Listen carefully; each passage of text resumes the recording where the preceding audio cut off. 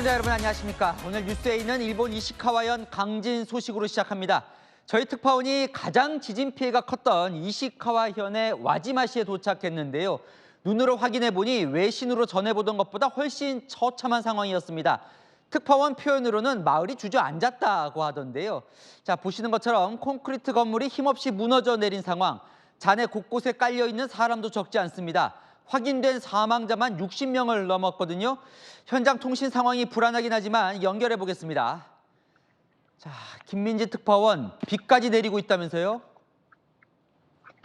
네, 저는 지금 진원지로부터 불과 30km 떨어져 있는 이시카와현의 와지마 마을 상점가에 나와 있습니다. 방금 전에도 지진을 느낄 정도로 여진이 계속되고 있는 상황인데요. 밤이 되면서 빗줄기까지 굵어지고 있습니다. 근처 상점들은 지진으로 대부분 무너졌거나 화재 피해를 입었습니다. 비가 오면서 추가 붕괴가 있거나 구조 수색 작업에 차질을 빚지 않을지 걱정하는 목소리도 나오고 있습니다. 저는 어젯밤 이곳에서 남서쪽으로 약 20여 킬로미터 떨어진 피난소에서 묵었는데요. 도로 곳곳이 끊겨 우회해 오다 보니 꼬박 4시간이 걸렸습니다. 하루 종일 비가 내리는 데다 도로 상황이 좋지 않았기 때문입니다. 통신 장애도 발생해 휴대전화를 이용해 겨우 이곳 상황을 전하고 있습니다. 강진의 여파로 주변의 음식점이나 호텔 등 상가 대부분은 영업을 중단해 마을은 사실상 해만 지면 암흑 도시로 변합니다. 문제는 지금도 여진이 끊이지 않아 추가 피해가 우려되고 있습니다. 복구는 더욱 멀어 보입니다. 김민지 특파원 고생 많습니다. 김 특파원이 오늘 종일 취재한 현장 상황 함께 보시겠습니다. 인적이 끊긴 동네, 유령 마을이 따로 없습니다. 규모 7.6의 강진 진원지로부터 남서쪽으로 약 48km 떨어졌는데 이시카와현 와지마시의 한 마을입니다. 이곳은 지진 피해가 큰 마을 중 한 곳입니다. 폭삭 주저앉은 주택이 당시의 피해를 실감케 하는데요. 비까지 내리는 데다 복구 작업까지 더뎌 주민들은 언제 이 보금자리로 돌아올지 모릅니다. 이번 지진으로 가장 피해가 큰 와지마시 시내까지 더 가보기로 했습니다. 도로 곳곳이 끊기고 산사태까지 발생해 30분 갈 길을 3시간 걸려 도착했습니다. 그렇게 도착한 시내, 눈앞에선 참담한 광경이 펼쳐졌습니다. 강진으로 무너진 집에 자동차가 깔리면서 이렇게 시끄럽게 경적 소리를 울리고 있습니다. 제 뒤로 보이는 7층 건물은 옆으로 기울어져 있는데요. 혹시 모를 피해자를 구출하기 위해 소방대원들이 구조에 힘쓰고 있습니다. 7층짜리 콘크리트 건물은 힘없이 무너졌고 시내의 자랑이자 유명 관광지인 상점가도 화재로 모두 전소됐습니다. 강진으로 대형 화재까지 이어지면서 상점들이 모두 불타버렸습니다. 아직까지도 매캐한 냄새가 가득합니다. 悲しいですね。もう感じるところじゃない死ぬかと思いました。 자신은 가까스로 대피했지만 아내를 잃어 눈물을 흘리는 한 중년 남성의 모습은 가슴을 울리기도 했습니다. 일본 아사히 신문은 이번 강진이 1885년 이후 이시카와현 노토반도에서 일어난 지진 중 가장 규모가 컸다고 보도했습니다. 일본 언론들은 이번 지진으로 사망자만 최소 60명을 넘었다고 보도했습니다. 하지만 여전히 잔해에 깔려있는 사람들도 적지 않아 피해는 더 늘어날 수 있습니다. 지금 이 순간도 여진이 계속되는 가운데 기시다 총리는 인명구조를 위해 자위대원들을 현장에 추가로 투입하라고 지시했습니다. 하지만 악천 후까지 계속되며 구조와 복구 작업은 더딜 것으로 보입니다. 自由が利かないというかね、制限されて我慢をしなくちゃならない生活ですね。これが一番苦しいですわ。 이시카와현 와지마에서 채널A 뉴스 김민지입니다. 김민지 특파원은 어젯밤 이재민들과 함께 대피소에서 밤을 보냈습니다. 한 초등학교 대피소에 있었다는데요. 생존과의 사투를 벌이고 있는 이들의 생생한 이야기, 정다은 기자가 정리했습니다. 초등학교에 마련된 대피소. 가까스로 피신한 사람들이 모여 있습니다. 취재진이 찾아간 이 대피소에만 인근 주민 100여 명이 공동 생활을 하고 있었습니다. 建物崩れてるんで、もうほとんどもう家が崩れてて、道路も亀裂入ってて。 이번 강진으로 삶의 터전을 잃고 대피소 생활을 하는 이재민은 약 33,400명. 이들이 지내는 대피소만 355곳이나 됩니다. 今回の方がやっぱり揺れてひどいかな。9ヶ月です。今のところはなんとかなってますけど。 안도의 한숨도 잠시, 목숨은 건졌지만 열악한 대피소에서 어떻게 살아갈지 막막하기만 합니다. 정전과 단수가 수시로 일어나 물이 부족해 학교 수영장 물을 퍼와야 하고 이불도 부족해 재난용 은박담요를 덮고 자야 합니다. 地震の時はもう怖いなと思ったらすぐ玄関来て逃げました。 더 큰 문제는 정신적인 공포를 호소하는 사람들도 적지 않다는 겁니다. 계속되는 여진에 밤잠 이루기도 어려운 나날을 보냅니다. それはみんなねトラウマがあってねちょっと揺れたらもう神経質ですから私もそうでしたけどみんなそうでした。 기시다 일본 총리는 이재민 대피소 체류가 장기화될 수 있다면서 물자 확보나 인프라 복구에 신경 써달라고 당부했습니다. 채널A 뉴스 정다은입니다. 일본 지진 소식 들으면 이어지는 걱정이 있죠. 원전은 괜찮을까? 동일본 대지진 때 후쿠시마 오염수가 유출됐던 악몽 때문인데요. 자, 이번에 강진이 발생한 서쪽 이 이시카와현 근처도 원전이 많은 원전지대거든요. 괜찮은 건지 최지연 기자가 이어갑니다. 강진에 흔들린 것은 마을뿐만이 아니었습니다. 진원지로부터 남서쪽 50km 떨어진 시카 원자력 발전소도 이상 징후가 감지됐습니다. NHK와 아사히 신문 등 일본 언론들은 지진 직후 시카 원전 1, 2호기에 전원을 공급할 때 사용되는 변압기 배관이 부서져 기름이 새는 것이 확인됐다고 보도했습니다. 이어 오늘은 부진의 수위가 약 3m 올라갔고 원전 인근에 설치된 약 4m 높이의 방조벽도 기울어진 것으로 알려졌습니다. 시카 원전은 2011년부터 가동이 중단된 원전으로 일본 정부는 이번 지진으로 인한 원전 문제는 없다고 발표했습니다. 現時点で異常がないことが確認をされております。 채널A가 일본 원자력 안전규제위원회를 통해 확인한 결과 이번 지진 발생 후 규제위에서 신속하게 점검을 지시한 일본 서북쪽 원전은 시카 원전 2기를 비롯해 총 6곳, 22기입니다. 이 중 실제 가동되는 원전도 5기에 이릅니다. 문제는 강진이 자주 발생하면 안전을 장담할 수 없다는 겁니다. 이번 강진이 발생한 노토 지역에선 지난해 5월에도 규모 6.5의 지진이 발생한 바 있습니다. 피로 강도라고 그래서 건축이라든가 그런 자재에 무리를 누적시키는 효과는 있을지는 몰라요. 최대 지진이 발생하게 된다면은 원자력 발전소 기능에 큰 문제가 발생을 하게 되겠죠. 강진 주기가 짧아지는 가운데 특히 우리나라 동해와도 인접한 곳이어서 이 지역의 원전 안전에 대한 우려가 나타나고 있습니다. 채널A 뉴스 최지원입니다.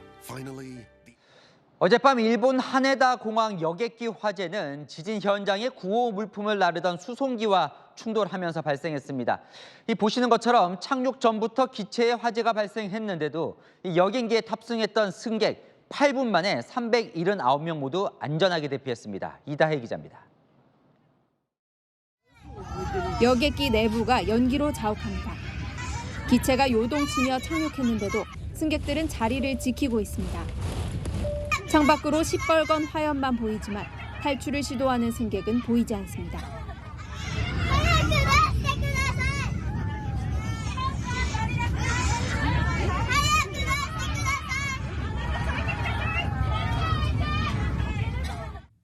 대피용 슬라이드가 펼쳐지자 그제서야 질서 정연하게 내려옵니다.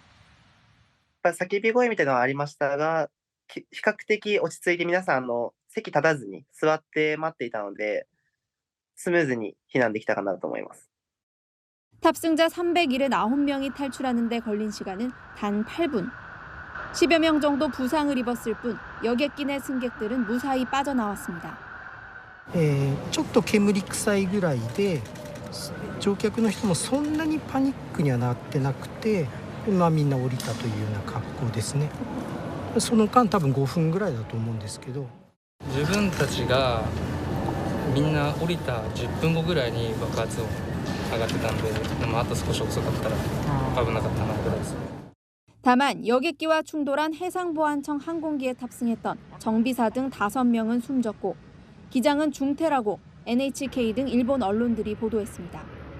당시 강진 피해 구호 물품을 이송 중이었던 것으로 알려져 안타까움을 더하고 있습니다.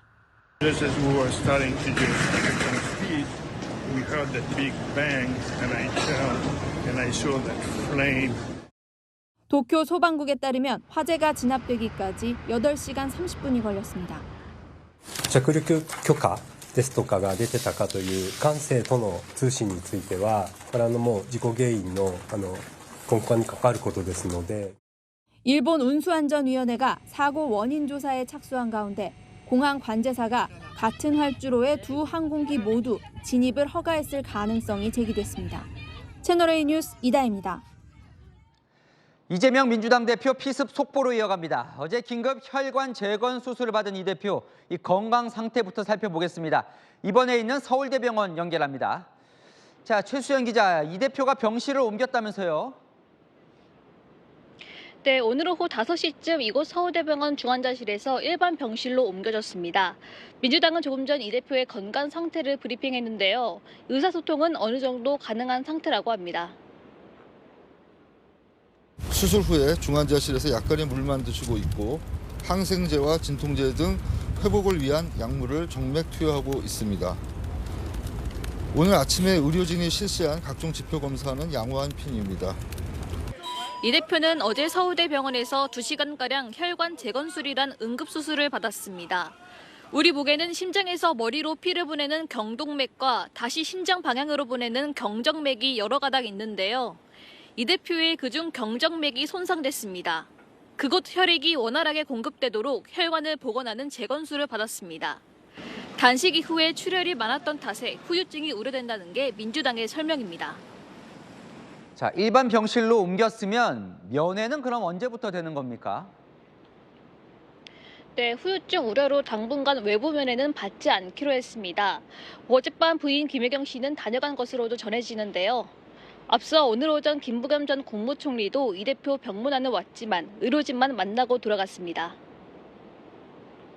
우리가 어렵게 지키고 키워온 대한민국 민주주의에 대한 아주 정면 공격 행위입니다. 환자분을 뵐 수는 없다라는 걸 알면서도 혹시 가족들이나 우리 옆에서 고생하는 당직자들한테라도 위로의 말씀을 전하려고 왔는데. 하지만 병원 앞은 몰려든 많은 유튜버들로 북적이고 있습니다. 지금까지 서울대병원에서 채널A 뉴스 최수연입니다. 자, 이재명 대표를 흉기로 공격한 60대 부동산 중개업자 김모 씨는 대체 왜 그랬을까요? 개조한 흉기로 치밀하게 계획한 정황이 드러나고 있는데요. 이 경찰 조사에선 이 대표 동선을 파악하기 위해 지난해 민주당에 입당했다고 말한 것으로 알려집니다. 홍진우 기자입니다. 경찰 수사관들이 부동산 중개 사무실에 들어갑니다. 이재명 대표를 흉기로 공격한 60대 김모 씨가 운영하는 곳입니다. 경찰은 김 씨 사무실과 자택 등을 압수수색했습니다. 오늘 어떤 자료에 앞서셨나요? 범행 동기 밝혀졌나요?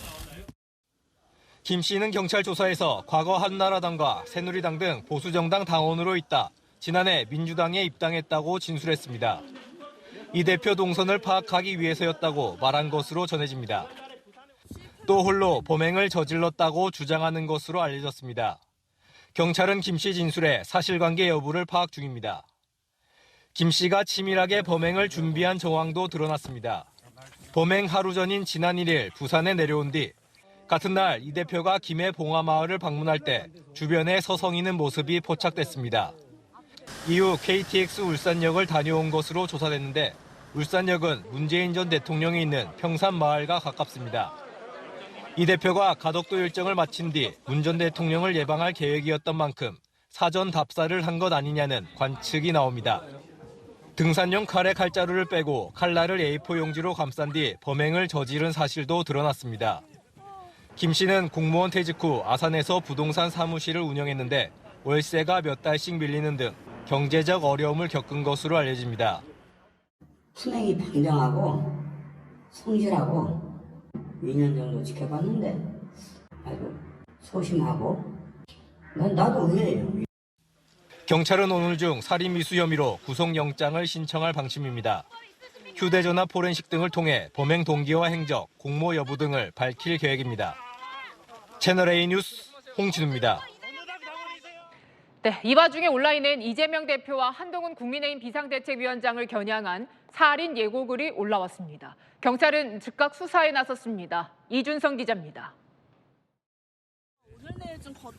이재명 더불어민주당 대표가 부산에서 흉기 피습을 당한 지 만 하루도 지나지 않은 오늘 새벽.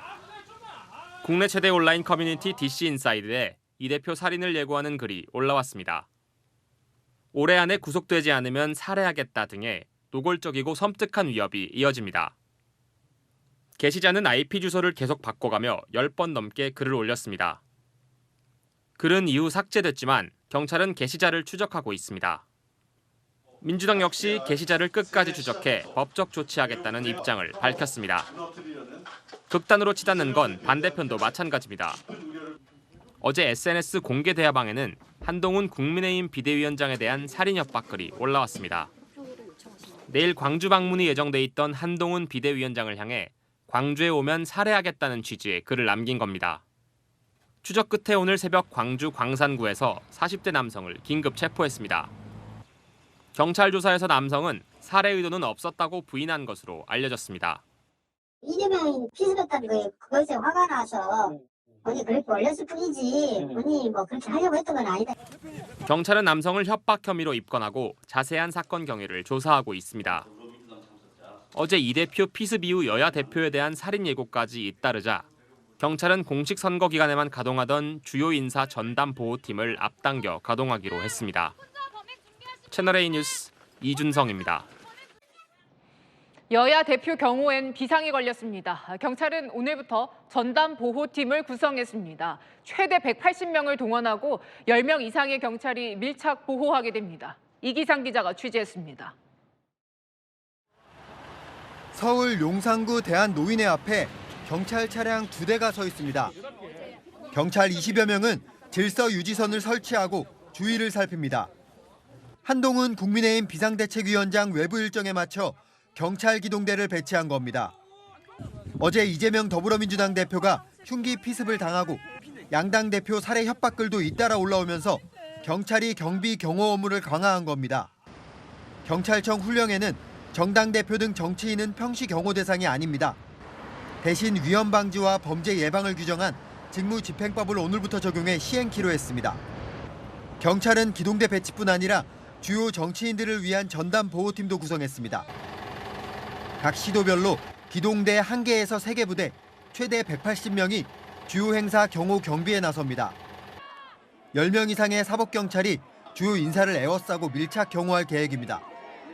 경호 대상은 특정 정당이나 인물에 국한하지 않고 위험도를 판단해 유연하게 적용합니다. 다만 해당 정당과 정치인이 동의한 경우에만 현장 배치합니다. 경찰청 경비국은 다음 주 전담보호팀으로 지정된 기동대 등을 대상으로 경호 업무를 위한 특별 교육을 진행합니다.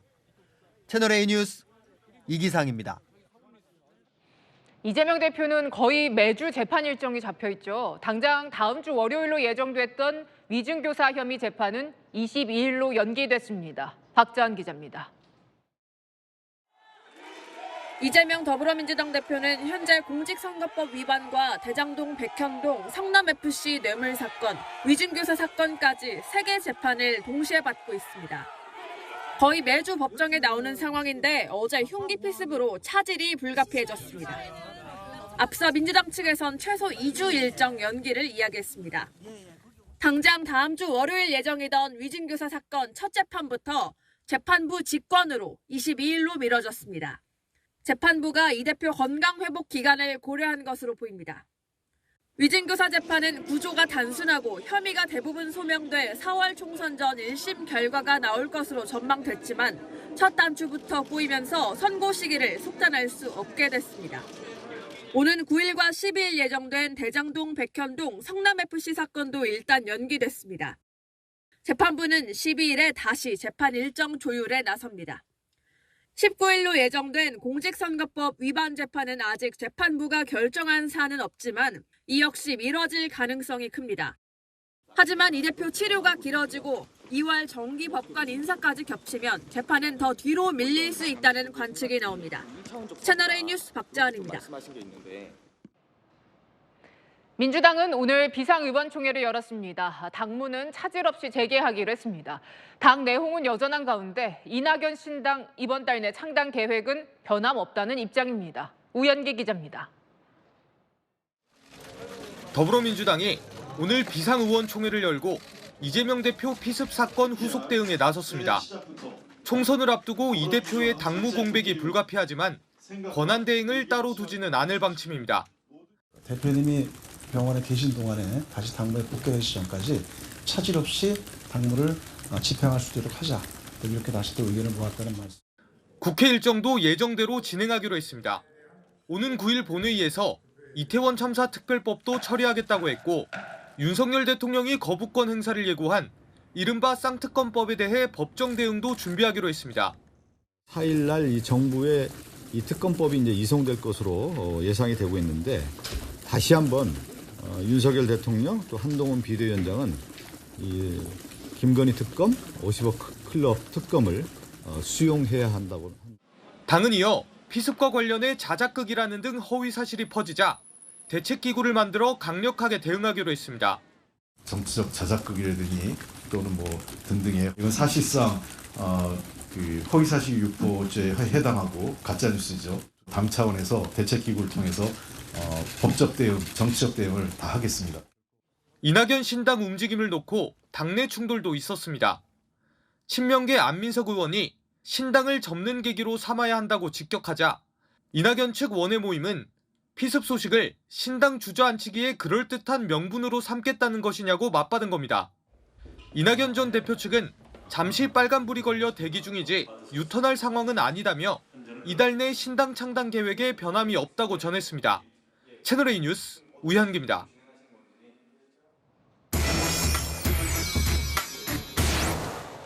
네, 아는 기자 정치부 이동훈 기자 나와 있습니다. 자, 이재명 대표 일반 병실로 옮겼다고 하니까요. 그래도 많이 나아졌나 봅니다. 네, 조금 전에 중환자실에서 일반 병실로 옮겼다고 합니다.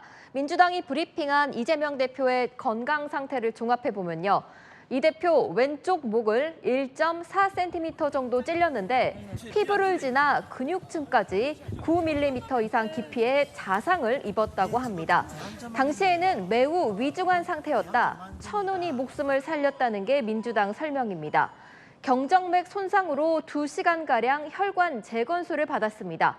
한마디로 찢어져 손상된 그 혈관을 잇는 수술을 한 건데요. 곳곳에 혈전이 예상보다 많았다고 합니다. 혈전은 쉽게 말해서 지혈하면서 생긴 피떡인데요.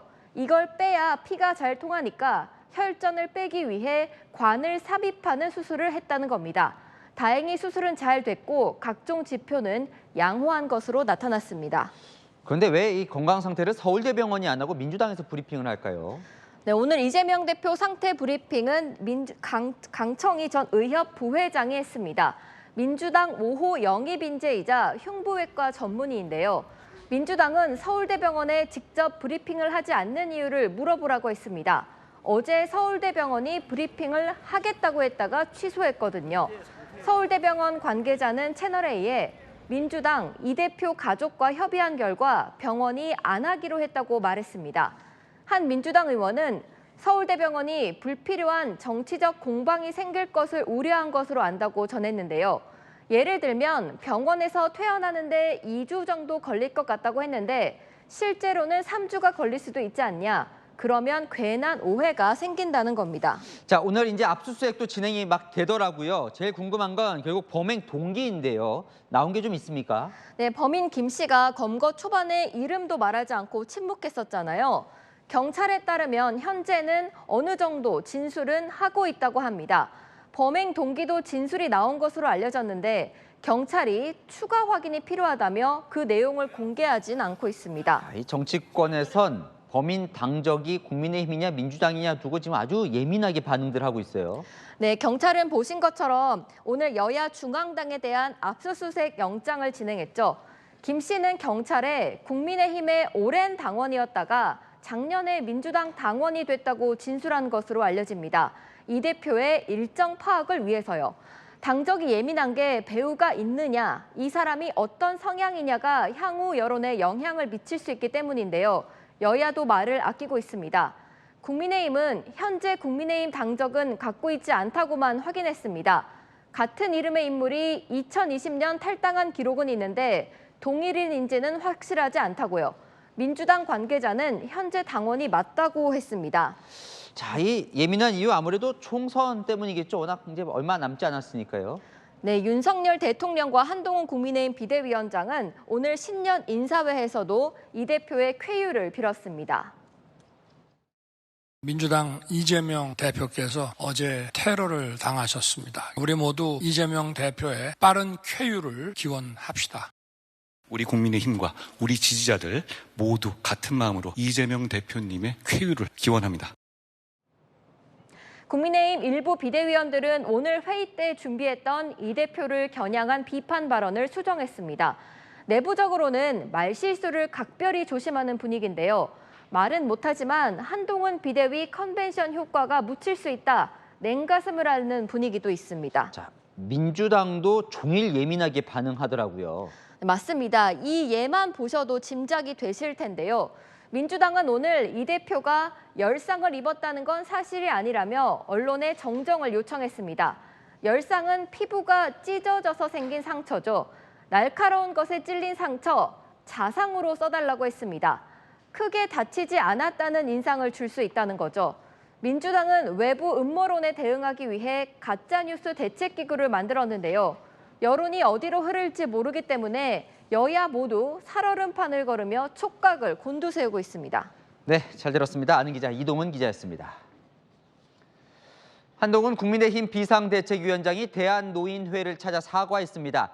민경우 전 비대위원의 노인 비하 발언 관련해서인데요. 지난해 김은경 당시 민주당 혁신위원장의 사진 따기를 때렸던 대한노인회장, 오늘은 누그러진 모습을 보였습니다. 이현재 기자입니다. 대한노인회를 방문한 한동훈 국민의힘 비대위원장은 모두 제 책임이라며 고개 숙여 사과했습니다.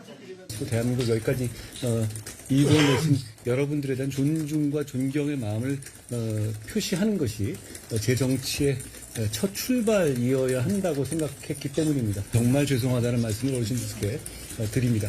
어르신들께 정말 더 잘하겠습니다. 김호일 대한노인회장은 민경우 전 비대위원의 발언을 재차 비판했습니다. 한강의 기적을 이루어서 경제 10대 강국을 만들었는데 그런 노인한테 공을 취하하고 상을 줘야 될 텐데 그 노인을 빨리 죽으라 하면 그게 배량마저 죽을 놈 아닙니까? 어찌 그런 사람을 뽑았어요, 뽑기를. 그러면서도 지난해 8월 민주당의 노인 비하 발언 때와 비교하며 한 위원장을 치켜 세웠습니다. 제가 취임한 지가 사실 며칠 되지 않았는데요. 저희가 이제 그 당 내외에 처음 그 외부의 단체를 방문한 것은 제가 오늘 처음입니다. 3일, 4일 만에 왔고 또 이재명 씨는 사과를 하러 온다 하더니 결국은 오도 안 하고 이랬는데 저 한동훈 비대위원장은 막 신속하게 저 하루 만에 내가 성명 내니까 그 사람을 해촉을 하고 민첩하게 이래 하니까 대응하는 게 확실히 다르구나. 당시 사과하러 왔던 김은경 위원장을 앞에 두고 사진 따귀를 때렸던 김 회장은 오늘 별다른 퍼포먼스도 하지 않았습니다. 노인회 측은 노인의 지원을 늘리는 대한노인회법 국회 통과를 건의했고 한 위원장은 다 챙겨보겠다고 답한 것으로 전해졌습니다. 채널A 뉴스 이현재입니다. 현재로선 김주애가 북한 김정은 국무위원장의 유력한 후계자다. 국가정보원이 처음으로 공식 인정했습니다. 판단하기에 성급하다더니 넉 달 만에 명확해진 겁니다. 조아라 기자입니다. 국가정보원이 김정은 북한 국무위원장의 후계자로 2013년생인 딸 김주애가 유력하다고 분석했습니다. 국정원은 공개 활동 내용과 예우 수준을 종합적으로 분석한 결과 현재로서는 김주애를 유력한 후계자로 보고 있다고 밝혔습니다. 넉 달 만에 판단이 달라진 겁니다.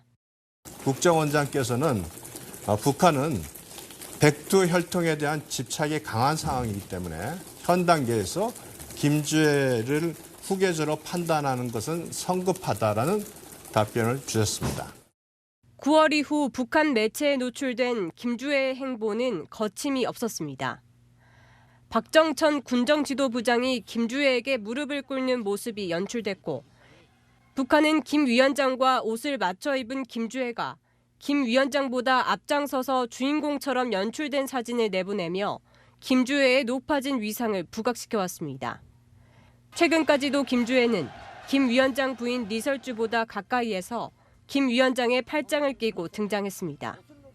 환영곡이 울리는 가운데 김정은 동지께서 존경하는 자제분과 여사와 함께 관람 속에 나오시자 장례는 격정의 도가니로 화했습니다.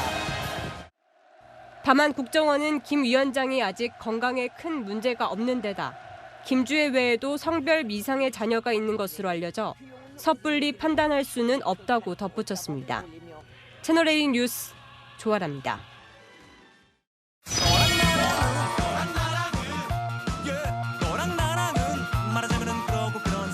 네, 윤수민 기자와 열왕야랑 시작합니다. 첫 번째 주제 보겠습니다.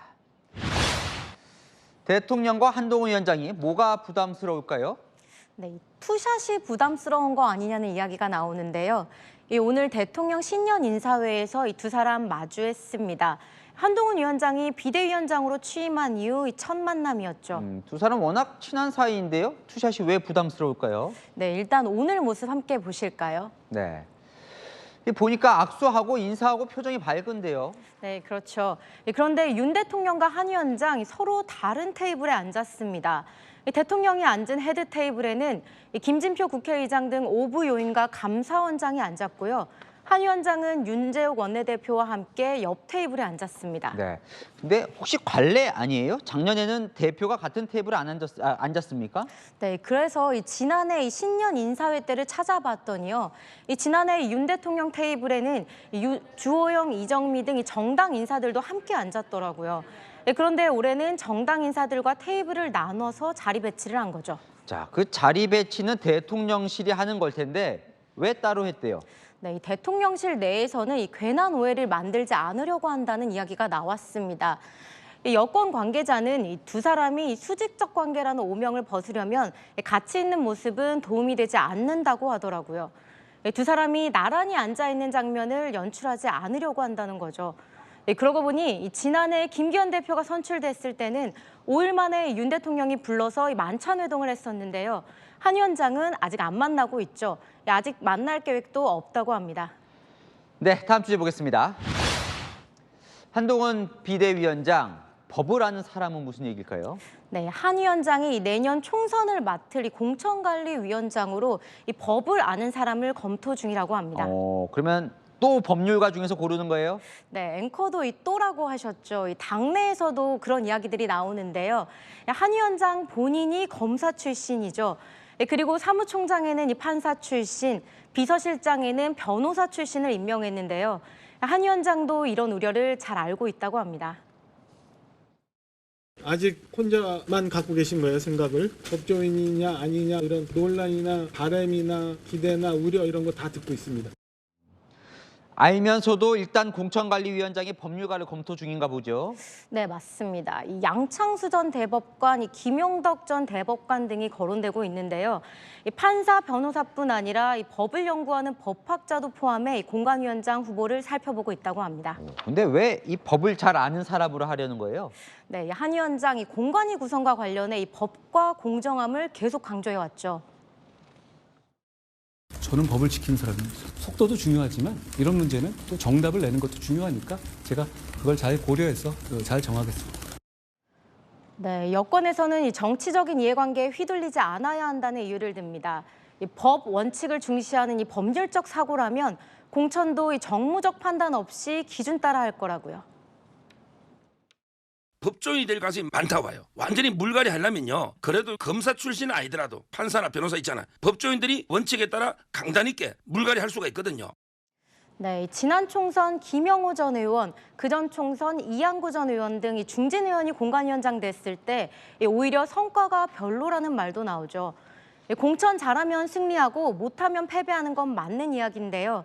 어떤 공천위원장으로 공천의 첫 단추를 꿰맬지 한 위원장 고민이 깊은 것 같습니다. 네, 지금까지 여랑야랑이었습니다.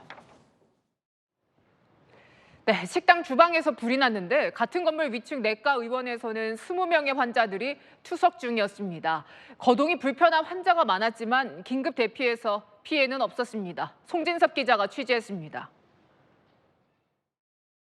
식당 직원이 다급히 밖으로 나와 어딘가로 전화를 겁니다. 이내 하얀 연기가 피어오르더니 삽시간에 앞이 보이지 않을 정도로 자욱해집니다. 식당 직원들이 소화기를 들고 진압을 시도하지만 연기는 더욱 거세집니다. 현장에 도착한 소방대원들이 서둘러 식당 안으로 진입합니다. 오늘 오전 10시 55분쯤 서울 종로구의 식당 주방에서 불이 났습니다.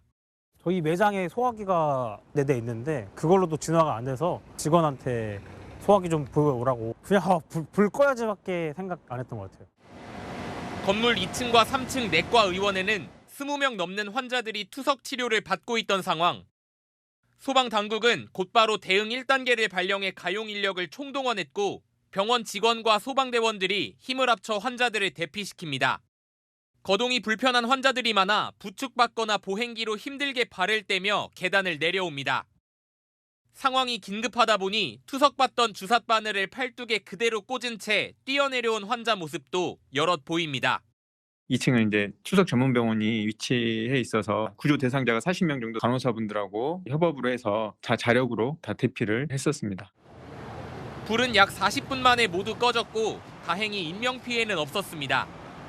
소방당국은 식당이 숯불을 만드는 과정에서 불이 시작된 것으로 보고 정확한 화재 원인과 피해 규모를 조사하고 있습니다. 채널A 뉴스 송진섭입니다. 전자발찌를 착용한 성범죄 전과자가 모르는 여성의 집에 쫓아 들어가서 성범죄를 저질렀습니다. 피해 여성 집에 4시간이나 머물렀지만 당국은 전혀 눈치채지 못했습니다. 백승우 기자입니다. 경찰관들이 한 남성의 양팔에 붙든 채 끌고 나옵니다. 밖에 대기하고 있던 검은색 승합차에 태워 현장을 떠납니다. 새해 첫날이던 지난 1일 모르는 여성의 집에 강제로 들어가 성폭행한 40대 남성이 경찰에 붙잡히는 모습입니다. 이 남성은 같은 날 오전 귀갓길 여성을 뒤따라가 여성과 함께 엘리베이터를 탔습니다. 여성을 따라 엘리베이터에서 내린 남성은 여성이 현관문을 닫으려 하자 손을 집어넣어 강제로 연 뒤 집으로 따라 들어갔습니다.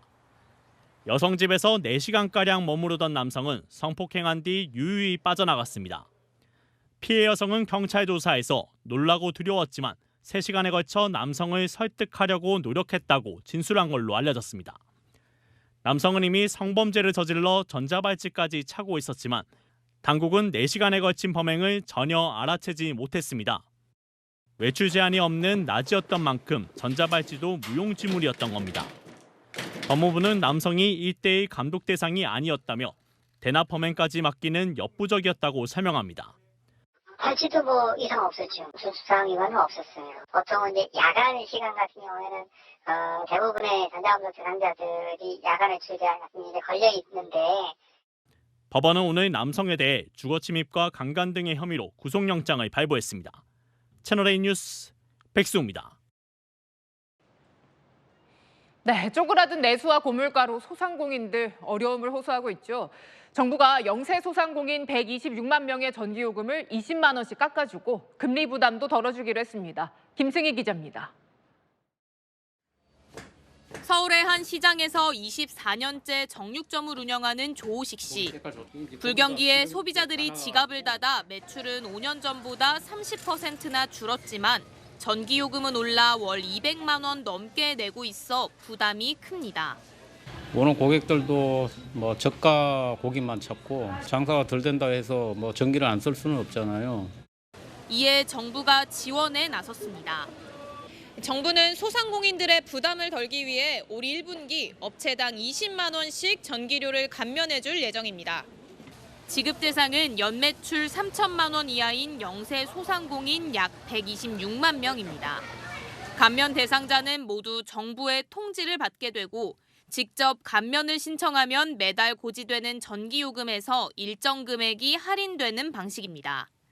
전통시장에서 쓴 돈에 대한 소득공제 비율은 현행 40%에서 80%로 대폭 높입니다. 전통시장에서 100만 원을 쓰면 80만 원을 내년 연말정산 때 소득에서 빼줘 세금을 줄여주겠다는 겁니다. 당정은 또 이금융권에서 돈을 빌린 소상공인이 최근 1년간 낸 이자 가운데 금리 5%를 초과하는 금액의 상당 부분을 돌려줍니다. 뭐 아무래도 도움은 되겠지만 일단 한번 지켜봐야 되겠죠. 총선을 석 달여 앞두고 민생 회복을 내세운 총선용 대책이 쏟아지고 있습니다. 채널A 뉴스 김승희입니다. 국내 게임업계 1위인 넥슨 116억 원의 과징금을 내게 됐습니다. 역대 최대 액수입니다. 이용자 몰래 게임에서 인기 아이템이 뽑힐 확률을 낮춰섭니다. 안건우 기자입니다. 인기 온라인 게임 메이플 스토리를 15년 동안 해온 김준성 씨. 좋은 아이템을 뽑으면 캐릭터가 더 강해지기 때문에 아이템 뽑기에 많은 돈을 투자했습니다. 하지만 아무리 뽑아도 인기 아이템은 나오지 않았습니다. 1,100만 원가량을 상당의 큐브를 구매하였는데 거의 안 나온다고 해서 체감하고 있을 거야. 공정거래위원회는 2011년부터 10년간 이어진 게임 제작사 넥슨의 확률 조작이 원인이었다고 밝혔습니다. 인기 아이템을 연달아 뽑을 수 있다고 해놓곤 아예 안 뽑히게 하거나 최상급 아이템이 나올 확률이 높은 비싼 상품을 팔면서 당첨 확률은 슬쩍 낮추는 식입니다. 메이플 스토리의 국내 누적 이용자는 2,300만 명입니다. 이 중엔 나올 리 없는 인기 아이템을 뽑으려고 1년 동안 2억 8천만 원을 쓴 이용자도 있었습니다. 공정위는 넥슨이 게임을 비밀리에 조작하며 이용자들로부터 5,500억 원의 부당이득을 올렸다고 설명했습니다. 홀더하라고 내부적으로 지시하여 알리지 않거나 거짓으로 알렸던 사실도 확인되었습니다. 공정위는 넥슨의 전자상거래법 위반으론 역대 최대인 116억 원의 과징금을 부과했습니다. 넥슨은 법적 대응을 검토 중이라고 밝혔습니다. 채널A 뉴스 안건우입니다. 네, 전국 초등학교에서 예비 소집이 시작됐습니다. 올해 입학생 수가 40만 명도 안 될 거라는 전망입니다. 15년 만에 10만 명이 줄어든 겁니다. 김단비 기자입니다. 3월 입학하는 예비 초등학생이 엄마와 함께 교실 구석구석을 둘러봅니다. 요시는 재밌겠다. 강원도의 이 초등학교는 올해 163명이 입학합니다. 지난해보다 39명이 줄었습니다. 저희 학교 작년에는 한 200명 정도 입학을 했고요. 올해는 160명 정도 입학하는 상황이에요. 올해 전국 초등학교 입학생 수는 40만 명 선 밑으로 내려갈 전망입니다. 지난해 12월 기준 취약 통지서를 받은 아동은 41만 3,056명. 하지만 매년 실제 입학생 수는 입학 대상의 96% 수준임을 감안하면 올해 입학생은 39만 6,500여 명이 될 전망입니다. 입학생 수가 50만 명 밑으로 내려간 2009년 이후 15년 만에 40만 명 선이 무너지는 겁니다. 1960년에서 1970년대만 하더라도 한 반에 7, 80명이 배정될 만큼 학생 수가 많았습니다. 교실이 부족해 어떻게 새로 지을지가 사회 문제였습니다. 하지만 현재 학급당 학생 수는 21.4명으로 6, 70년대에 비해 3분의 1 수준입니다.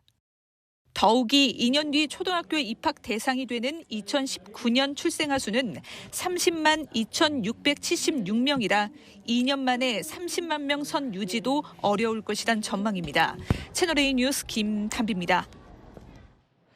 요즘 번화가엔 외국어로 표기된 간판들 많이 보입니다. 이국적이고 좋다, 거부감이 든다, 시민 반응은 제각각입니다. 김민환 기자가 현장 취재했습니다. 골목 이곳저곳 보이는 외국어 간판. 무슨 점포인지 메뉴는 무엇인지 쉽게 알아차리기 어렵습니다. 취재진이 둘러본 신용산역 인근 점포 68곳 중 24곳에 외국어로만 표기된 간판이 내걸렸습니다. 점포 3곳 중 1곳 꼴입니다. 한글을 함께 써뒀지만 크기가 작아 잘 보이지 않는 간판도 있습니다. 유동인구가 많은 합정역 근처도 마찬가지. 다양한 언어와 다국적 양식으로 꾸며진 점포들을 쉽게 찾아볼 수 있습니다. 이를 바라보는 시민 반응은 엇갈립니다. 해외 분위기 나는 곳에서 또 먹으면은 음식도 좀 색다른 것 같아요. 이게 외국어가 너무 많다 보니까 이게 여기가 한국인지 외국인지 헷갈릴 경우가 많은데 외국어로 써 있는 게 전문성이 좀 더 있어 보이지 않나. 연령대가 있으신 분들도 다가가기가 좀 어려울 것 같아요. 현행법상 광고물을 외국어로 표시할 경우 특별한 이유가 없으면 한글과 같이 써야 합니다. 그러나 간판이 5제곱미터 이상이거나 건물의 4층 이상층에 설치할 경우만 신고 대상으로 이 조건에 해당하지 않으면 아무런 제한도 받지 않습니다. 그 법 테두리에서 제한하고 있는 광고물의 종류는 그거보다 훨씬 적기 때문에 현실적으로는 저희가 이제 그렇게 업무를 보기는 좀 힘들긴 하죠. 단속 규정도 없는 유명무실한 법 규정이 시민 법감정이나 현실을 반영하고 있는지 정비가 필요합니다. 채널A 뉴스 김민환입니다. 미국 콜로라도주 대법원에 이어 메인주도 트럼프 전 대통령의 대선 예비 후보 자격을 박탈하라고 했죠. 트럼프 전 대통령이 항소를 했습니다. 연방 대법원이 최종 판단하게 됐는데요. 그 콜로라도주 대법원 건물에선 총격 사건도 벌어졌습니다. 김민곤 기자입니다. 지난 2021년 대선 패배 이후 지지자들을 국회의사당에 난입시켰다는 의혹을 받는 트럼프 전 미국 대통령. 메인주는 현지 시각 지난달 28일 주 국무장관 명의로 대선 예비 후보 출마를 막는 행정명령을 내렸습니다. That January 6th was an attack not only on the Capitol, on government officials, but also an attack on the rule of law, that it was an insurrection. 트럼프 전 대통령은 이러한 결정이 내려진 지 닷새 만인 어제 주 고등법원에 항소했습니다. 트럼프 전 대통령 측은 11쪽짜리 항소장을 통해 민주당 소속의 벨로즈 장관이 편향적인 의사결정자라며 헌법 문제를 판단할 법적 권한이 없다고 주장했습니다. 앞서 콜로라도주 대법원 역시 메인주와 같은 이유를 들어 트럼프 전 대통령의 후보 자격 박탈을 판결해 트럼프 전 대통령 측이 상고한 상태입니다. 이런 가운데 40대 남성 한 명이 콜로라도주 대법원 건물에 침입해 총기를 난사한 사건까지 벌어졌습니다. 트럼프 전 대통령 지지자가 아니냐는 의혹이 제기됐지만 현지 당국은 관련성을 부인했습니다. And at this point, no, we are under the impression it is unrelated, but we're going to continue to keep an eye on it. 캘리포니아와 미시간주 등에선 트럼프 전 대통령의 출마를 막는 소송이 기각된 만큼 메인주 고등법원과 콜로라도주 대법원의 판결은 모두 연방대법원에서 최종 판단을 받게 됐습니다. 채널A 뉴스 김민곤입니다. 새해에도 우크라이나 비극은 계속됩니다. 어제 하루 러시아는 수도 키이우를 비롯해 우크라이나에 미사일 99발을 퍼부었습니다. 100명 넘는 사상자가 발생하자 우크라이나도 즉각 대응 포격에 나섰습니다. 김용성 기자입니다. 무너져 내린 건물 잔해 속 불길이 이어지는 가운데 구조대원들이 시민들을 구조합니다. 도심 한가운데에 거대한 미사일 파편들이 흩어져 있습니다. 러시아가 현지 시간 2일 우크라이나 수도 키이우와 하르키우 등에 공습을 가해 최소 5명이 숨졌고 130여 명이 다쳤습니다. 도시 주변 25만 가구가 정전이 되기도 했습니다. Потім на мить заснули і почули взриви, що вже ракети летять. Сховалися в коридорі з дитиною, перелякалися дуже сильно. 우크라이나 공군에 따르면 러시아가 이날 하루 발사한 미사일만 99발, 무인기는 35기입니다. І по сьогодні Росія застосувала проти України вже майже 300 ракет та більше 200 шахедів. Ще жодна держава не відбивала подібних ударів, комбінованих. 우크라이나도 즉각 보복에 나섰습니다. 러시아 벨고로드 지역을 미사일과 드론으로 폭격해 최소 민간인 1명이 사망하고 11명이 다친 것으로 전해졌습니다. 양측의 충돌이 고조되자 접경국인 폴란드는 F-16 전투기 4대를 추가 배치했습니다. 채널A 뉴스 김용성입니다. 판다 푸바오의 쌍둥이 동생 루이바오와 후이바오입니다. 지난해 여름 태어나 생후 6개월이 됐는데요. 내일부터 관람객들과 만납니다. 정현우 기자입니다. 아기 판다 2마리가 사육사 손에 이끌려 실내 방사장에서 나옵니다. 지난해 7월 태어난 루이바오, 후이바오 쌍둥이 자매입니다. 엄마 아이바오는 대나무를 씹으며 긴 육아 스트레스를 풀고 쌍둥이는 방사장 기구를 오르락내리락하며 놉니다. 내일부터 일반 관람객을 만나는 쌍둥이들을 하루 앞서 언론에 선보인 겁니다. 그제 잘 놀았는데 갑자기 많은 카메라 분들을 보고 살짝 긴장을 했어요. 긴장을 해서 엄마에게 가지 못하고 주변에서 맴돌다가 각각 180g, 140g으로 태어난 쌍둥이는 생후 6개월이 지나 체중이 11kg으로 늘었습니다. 판다는 미숙아로 태어나는 데다 쌍둥이가 함께 크다 보니 사육사들이 한 마리씩 번갈아 돌봤습니다.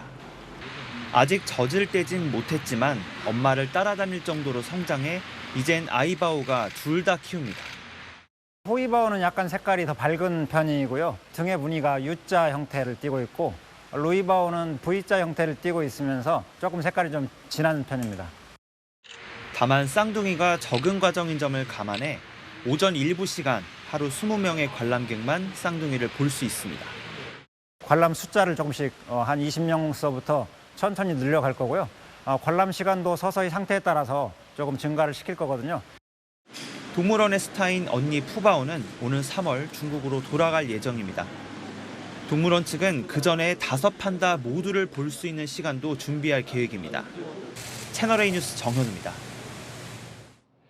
평화의 상징에서 도심의 흉물이 된 비둘기. 먹이를 줘야 할까요? 말아야 할까요? 법적으로는 올해 말부터 먹이 주는 걸 금지할 수 있게 됐지만 동물보호단체들이 굶겨 죽이려는 거냐라며 반발하고 나섰습니다. 강보인 기자가 취재했습니다. 도심 육교 밑이 뻥 뚫려 있습니다. 부착돼 있던 철판이 10여 년간 쌓인 비둘기 배설물에 부식돼 떨어져 버린 겁니다. 음식 쓰레기를 쪼아 먹거나 거리 곳곳을 점령한 비둘기. 공포의 대상이 돼버렸습니다. 지나갈 때 좀 무섭기도 하고 괜히 더럽지 않을까라는 생각이 들기도 해서 너무 많은데 막 지나가면은 막 진짜 부딪힐 것 같고 이러니까. 지난 2009년 도심 비둘기는 유해 야생동물로 지정됐지만 절차가 까다로워 멧돼지처럼 포획에 적극적이지 않습니다. 지난달에야 관련법이 개정돼 비둘기 먹이 주기 금지가 올 12월부터 가능해졌습니다. 각 지자체별로 조례를 만들어 비둘기에게 먹이를 주는 경우 과태료 등을 부과할 수 있게 된 겁니다. 비둘기에게 먹이를 주는 시민이 적지 않은 데다 지자체별로 관리 대상 지역을 지정해 조사한 결과 도리어 개체 수가 는 것으로 나타났기 때문입니다. 영국과 스위스, 이탈리아 등도 도심 비둘기에게 먹이 제공을 금지하고 있습니다. 하지만 동물보호단체는 비둘기를 굶겨 죽이는 거라며 반발하고 있습니다. 단순히 먹이를 주지 않는다면 먹을 것이 없어서 음식물 쓰레기통을 헤매게 된다. 이번 야생생물법은 그야말로 야생생물 아사법이다. 불임 사료를 주고 개체 수를 조절하는 게 우선이라고 맞섭니다. 채널A 뉴스 강보인입니다. 세계인의 사랑을 받는 미키마우스가 1928년 세상에 처음 등장했을 때 모습입니다. 100년 가까운 세월이 흘러 저작권이 만료되면서 새해부터는 복사나 각색이 가능해졌습니다. 이미 미키마우스 얼굴을 한 살인마가 나오는 공포영화가 관객과 만날 준비를 마쳤습니다. 이현윤 기자입니다. 휘파람을 불며 증기선을 운전하는 미키마우스. 1928년 증기선 윌리에 처음 등장해 100년 가까이 전 세계인들의 사랑을 받는 캐릭터입니다. 영상 속 미키마우스를 이제 자유롭게 복사, 각색할 수 있게 됐습니다. 지난 1일부로 저작권이 만료된 데 따른 겁니다. 저작권이 만료되자마자 공포영화가 공개됐습니다. 미키마우스 가면을 쓴 살인마가 게임을 벌입니다. 기존의 표정과 달리 미키마우스의 얼굴이 귀괴하게 비틀린 형상. 이를 연기한 배우 사이먼은 동전을 뒤집으려면 완전히 반대를 생각해야 한다고 제작 이유를 밝혔습니다. 공포 게임도 출시됐습니다. 미키마우스 얼굴을 한 괴물입니다. 사용 가능한 미키마우스는 1928년 제작된 흑백 그림체만 해당됩니다. 상하이를 갖춰 입은 컬러 미키 등 이후의 캐릭터는 여전히 저작권 보호 대상입니다. 다만 상표권은 계속 유지돼 캐릭터 이름을 그대로 쓰면 안 됩니다. 많은 콘텐츠에서 그 미키마우스 디자인을 활용해서 이러저러한 2차, 3차 콘텐츠를 앞으로 만들게 되지 않을까. 같은 날 저작권이 끝난 미니마우스와 곰돌이 푸의 호랑이 티거, 올해 예정된 피터팬까지 초창기 디즈니 캐릭터들의 또 다른 모습도 관심이 높아지고 있습니다. 채널A 뉴스 이현용입니다. 오늘 비와 미세먼지 때문에 종일 하늘빛이 탁했습니다. 지금 내리는 비는 밤 9시가 지나면 대부분 그치겠습니다. 내일은 하늘 자체는 맑겠습니다. 다만 먼지는 여전하겠는데요. 내일 전국 대부분 지역이 나쁨 수준이고 특히 경기 남부에서 농도가 매우 짙겠습니다. 밤사이에 중서부 쪽으로는 가시거리 200m 미만의 짙은 안개가 낍니다. 출근길 안전운전하시기 바랍니다. 내일은 잠시 찬 공기가 남하하면서 반짝 영하권 추위가 되겠는데요. 서울과 대구 영하 3도, 대전 영하 4도로 오늘보다 4에서 5도나 더 낮아집니다. 한낮에는 서울 6도, 광주와 대구 9도, 부산 10도까지 오르며 오늘과 비슷하겠습니다. 주말부터는 조금 더 추워집니다. 서울 기준으로 아침 기온 영하 5도 안팎까지 떨어지며 다음 주 내내 이어지겠습니다. 날씨였습니다. 저희 기자가 직접 돌아본 일본 지진 현장, 불타고 무너지고 정말 참혹했습니다. 재난 선진국인 일본도 대형 자연재해 앞에선 거의 속수무책이었죠. 자, 다시 절감하게 되는 건 재해가 발생하고 난 뒤 사후 수습으론 피해를 줄이기 어렵다는 겁니다. 우리도 경주에서 포항에서 지진 소식이 들려오는데요.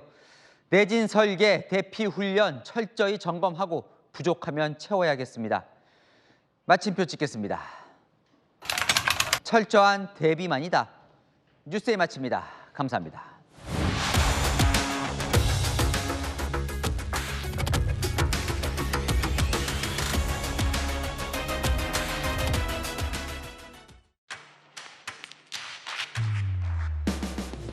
당신의 아침을 여는 보이는 라디오 정치 시그널. 시사 보도의 최강자 김진애 돌직구쇼. 돌직구쇼의 연장전 더 남아. 생생한 뉴스 현장을 전한다. 뉴스엘 라이브. 시사 보도의 강력한 한방, 강력한 4팀. 오늘의 10가지 뉴스. 대한민국 대표 뉴스쇼 뉴스 탑10. 오전 8시부터 하루를 함께하는 채널A 시사 보도. 9월 4일부터 출격.